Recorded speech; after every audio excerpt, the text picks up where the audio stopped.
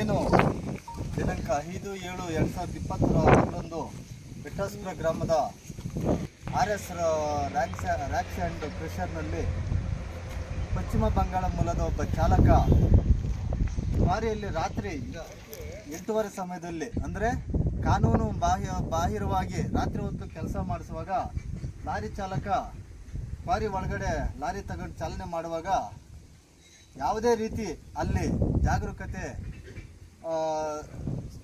ವಹಿಸದ ಕಾರಣ ಈ ಲಾರಿ ಅಲ್ಲಿ ಸುಮಾರು 100 ಅಡಿಗಳ ಆಳ ಕ್ವಾರಿಯ ಕಂದಕಕ್ಕೆ ಬಿದ್ದು ಡ್ರೈವರ್ ಸಹ ಸ್ಥಳದಲ್ಲೇ ಸಾವನ್ನಪ್ಪಿರ್ತಾನೆ. ಇದನ್ನು ಕ್ರಷರ್ ಮಾಲೀಕರು ಆಮೇಲೆ ಇಲ್ಲಿ ಕೆಲಸ ಕ್ರಷರ್ ನೋಡ್ಕೊಳ್ಳುವಂಥ ಮ್ಯಾನೇಜರ್ ವೇಣು ಅನ್ನೋರು ಅವರು ಫ್ಯಾಮಿಲಿಯವ್ರನ್ನ ಕರೆಸಿ ಅವರಿಗೆ ಆಕ್ಸಿಡೆಂಟ್ ಆಗಿದೆ ಅನ್ನೋ ರೀತಿ ಬಿಂಬಿಸಿ ಅಪಘಾತದ ದೂರನ್ನು ವೇಮಗಲ್ ಪೊಲೀಸ್ ಠಾಣೆಯಲ್ಲಿ ಕೊಡಿಸಿ ಅಪಘಾತ ದೂರನ್ನು ದಾಖಲಿಸಿರ್ತಾರೆ.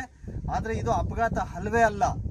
ಮೈನ್ಸ್ ಪ್ರಕಾರ ಏನು ಇವರು ಮುಂಜಾಗ್ರತಾ ಕ್ರಮಗಳು ಕ್ವಾರಿನಲ್ಲಿ ಸರಿ ಮಾಡಬೇಕಾಗಿತ್ತು, ಅದೇನು ಮಾಡದೇ ಇರೋದಕ್ಕೆ ಈ ರೀತಿ ಕ್ವಾರಿನಲ್ಲಿ ಬಿದ್ದು ಸಾವನ್ನಪ್ಪಿರ್ತಾನೆ. ಇದಕ್ಕೆ ನೇರ ಹೊಣೆಗಾರ ಮಾಲೀಕರಾಗಿರ್ತಾರೆ ಮತ್ತು ಮ್ಯಾನೇಜರ್ ಆಗಿರ್ತಾರೆ. ರಾತ್ರಿ ಹೊತ್ತು ಯಾವುದೇ ಕಾರಣಕ್ಕೂ ಕ್ವಾರಿಗಳಲ್ಲಿ ಕೆಲಸ ಮಾಡಿಸಬಾರ್ದು, ಆ ರೀತಿ ಅಕ್ರಮವಾಗಿ ಮಾಡಿಸಿ ಈ ರೀತಿ ಆಗಿದೆ.